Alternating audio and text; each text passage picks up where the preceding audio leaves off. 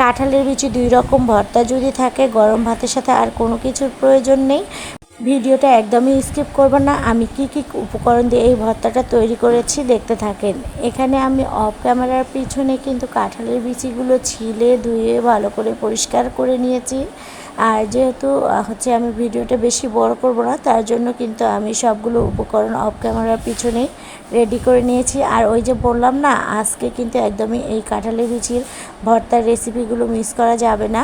তো খুবই ইউনিক ভর্তা রেসিপি। তো দেখেন এখানে কিন্তু আমি 2 রকমের ভর্তা বানাবো। আর 2 রকমের দুইটা উপকরণ নিয়েছি। এখানে নিয়েছি দেশি চিংড়ি মাছ, সাথে নিয়েছি বটবটির বিচি। তো এই বটবটির বিচি দিয়ে একটা ভর্তা বানাবো আর চিংড়ি মাছ দিয়ে একটা ভর্তা বানাবো। তো ফুল ভিডিওটি দেখতে থাকেন, অনেক ভালো লাগবে এই রেসিপি দুইটা। তো এখানে আমি কিন্তু একটা ফ্রাই প্যান দিয়েছি।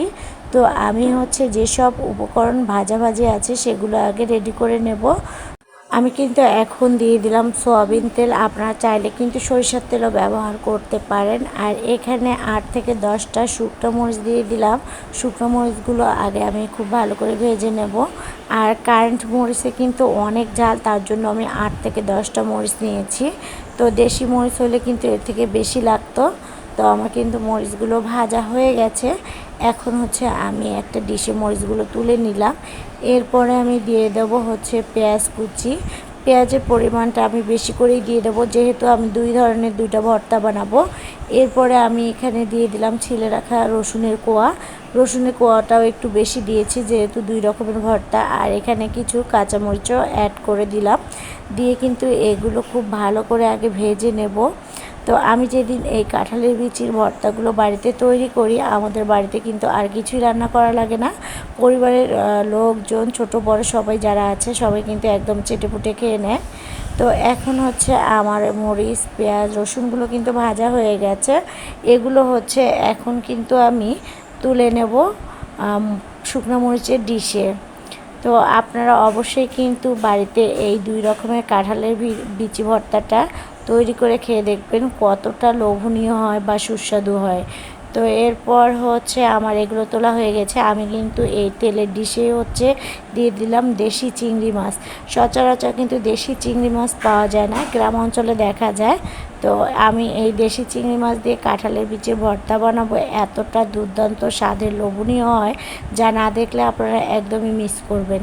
এখানে আমি কিন্তু সামান্য হলুদ আর লবণ দিয়ে চিংড়ি মাছগুলো ভেজে নিচ্ছি। আর এমনিতেই দেখবেন যে কোনো ভর্তা বানাতে যদি চিংড়ি মাছ ব্যবহার করেন তার স্বাদ কিন্তু দ্বিগুণ বাড়িয়ে তোলে। তো যেহেতু দেশি চিংড়ি মাছ বেশি টেস্টি হবে, আপনারা চাইলে নদীর চিংড়ি মাছ গলদা চিংড়ি মাছ দিয়েও এই কাঁঠালের বিচি ভর্তাটা বানিয়ে নিতে পারেন। তো দেখেন এখানে কিন্তু আমার চিংড়ি মাছগুলো ভাজা হয়ে গেছে, একদম মুচমুচে হয়ে গেছে। আমি এগুলো তুলে নিচ্ছি। তো ডিশটা কিন্তু একেবারে পুরা গিয়েছে। আর আমি কিন্তু ডিশটা এগুলো তুলে নেওয়ার পরে খুব ভালো করে পরিষ্কার করে নেব।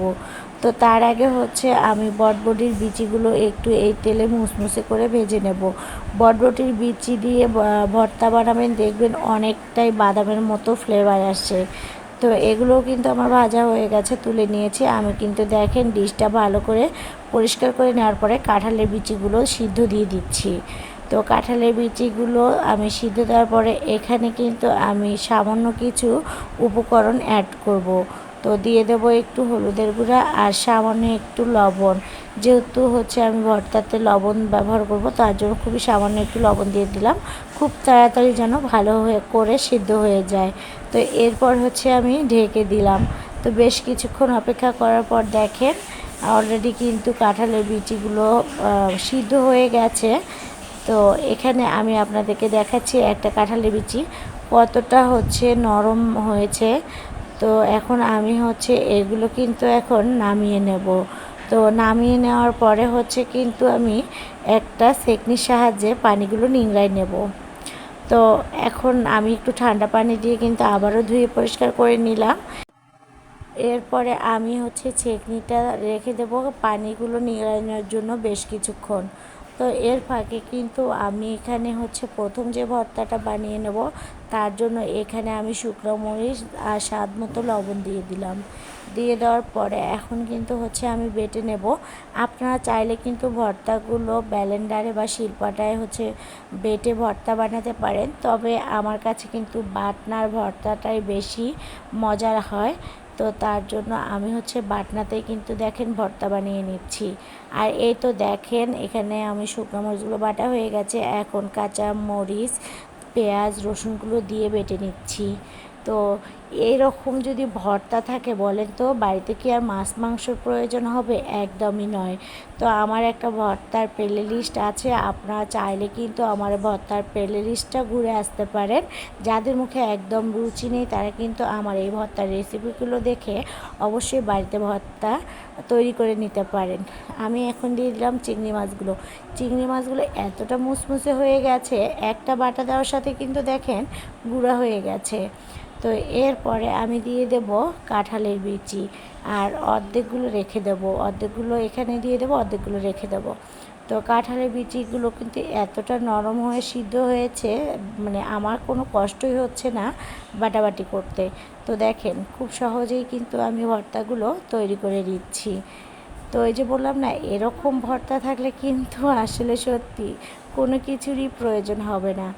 তো এই ভর্তাটা হয়ে গেলে কিন্তু আমি দ্বিতীয় ভর্তাটাও তৈরি করে নেব। তো দেখেন আমার কিন্তু দেখেন এই ভর্তাটা হয়ে গেছে।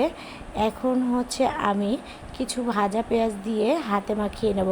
কারণ কি জানেন, যেহেতু গরমের দিন এখানে আমি কাঁচা পেঁয়াজটা অ্যাড করব না, যখন খাবে বাড়িতে সবাই তখন কাঁচা পেঁয়াজটা অ্যাড করব। তো এখন আমি একটু ভাজা পেঁয়াজ দিয়ে হচ্ছে মেখে নিচ্ছি। তো দেখেন দেখতেই কতটা লোভনীয় হয়েছে, অনেকটা লোভনীয় হয়েছে, না খেলে বুঝতেই পারবেন না। অবশ্যই কিন্তু এই ভর্তা রেসিপিটা মিস করবেন না। তো এখন হচ্ছে আমি কিন্তু দ্বিতীয় ভর্তাটা রেডি করে নেব। তো তার জন্য এখানে আমি শুকনো মরিচ আর স্বাদ মতো লবণ দিয়ে দিলাম, দিয়ে হচ্ছে এগুলো ভালো করে বেটে নেব। এরপরে আমি হচ্ছে দিয়ে দেবো কাঁঠালের বিচি। কাঁঠালের বিচিগুলো ঠান্ডা হলে কিন্তু অনেকটা মানে শক্ত হয়ে যায়। তো তার জন্য আমি আগে হচ্ছে শুকনো মরিচের সাথে কাঁঠালের বিচিগুলো বেটে নিচ্ছি। তো এই বটবটির বিচি দিয়ে কাঁঠালের বিচি ভর্তা বানিয়ে দেখবেন একদম বাদামের স্বাদ পাবেন, বা বাদাম ভর্তার মতো একটা ফ্লেভার পাবেন। তো এখন আমি হচ্ছে ভেজে রাখা বটবটির বিচিগুলো দিয়ে দেবো, দিয়ে বেশ কিছুক্ষণ কিন্তু বেটে নেব। আর এরপরে দিয়ে দেবো ভেজে রাখা রসুন, পেঁয়াজ, কাঁচামরিচ। আমার এই দুই পদের ভর্তা রেসিপি দুইটা আপনাদের কাছে কেমন লেগেছে অবশ্যই কিন্তু কমেন্ট করে জানাবেন। আর এই তো দেখেন দেখতে দেখতে আমার কিন্তু এই ভর্তাটা বাটাবাটি হয়ে গেছে। এখন আমি কিন্তু এখানে সামান্য একটু লেবুর রস দিয়ে দেব, তাহলে কিন্তু আরও দ্বিগুণ স্বাদ হবে। তো এরপর আমি হাতের সাহায্যে কিন্তু মেখে নেব। তো ঝাল লবণ সব কিছুই কিন্তু ঠিকঠাক আছে। তো আমার এই ভর্তার রেসিপি দুইটা কেমন হয়েছে অবশ্যই কিন্তু আপনাদের মতামত জানিয়ে যাবেন। আর এই তো দেখেন কতটা লোভনীয় হয়েছে। তো এরকম ভর্তা থাকলে কি আর কোনো কিছুর প্রয়োজন আছে বলেন তো? তো সবাই ভালো থাকবেন, সুস্থ থাকবেন। আল্লাহ হাফিজ।